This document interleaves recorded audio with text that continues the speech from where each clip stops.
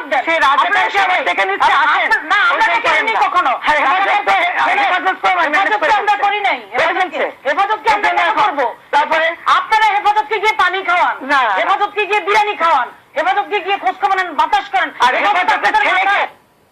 ছেলেকে কে এখন হেফাজত আপনাদের মাথায় হাত বুলিয়ে দেয়, দোয়া করে, তাই না? এই হলো আপনাদের অবস্থা। তা আমার মনে হয় কি জানেন, আসল কথা হলো যে অতীতকে স্বীকার করে নেন। আজকে যদি আপনারা কি আপনারা কম্পিটিশন দিয়ে, তার মানে অবশ্যই আমি বলেছি তুমি অধম বলে আমি উত্তম হইব না কেন? এবং আমাদের হ্যাঁ আমি দিচ্ছি আপনি দেখেন এই যে নারায়ণগঞ্জের ঘটনায় সেখানে কিন্তু তাৎক্ষণিকভাবে 3 জনকে কিন্তু বরখাস্ত করা হয়েছে। বিএনপির আমল হইলে কখনো এটা হতো না।